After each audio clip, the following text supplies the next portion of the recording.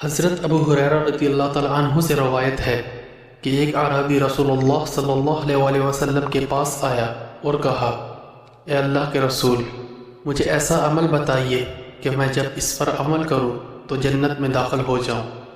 آپ صلی اللہ علیہ وسلم نے فرمایا، تم اللہ کی بندگی کرو اور اس کے ساتھ کسی کو شریک نہ ٹھہراؤ، نماز قائم کرو جو تم پر لکھ دی گئی ہے، فرض زکوٰۃ ادا کرو اور رمضان کے روزے رکھو۔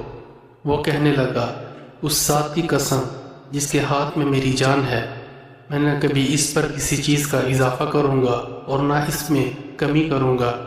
جب وہ واپس جانے لگا تو نبی اکرم صلی اللہ علیہ وسلم نے فرمایا، جسے اس بات سے خوشی ہو کہ وہ ایک جنتی آدمی کو دیکھے تو وہ اسے دیکھ لے۔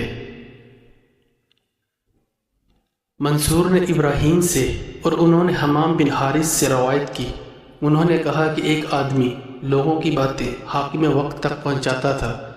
ہم مسجد میں بیٹھے ہوئے تھے تو لوگوں نے کہا، یہ ان میں سے ہے جو باتیں حاکم وقت تک پہنچاتے ہیں۔ حمام نے کہا، وہ شخص آیا اور ہمارے پاس بیٹھ گیا۔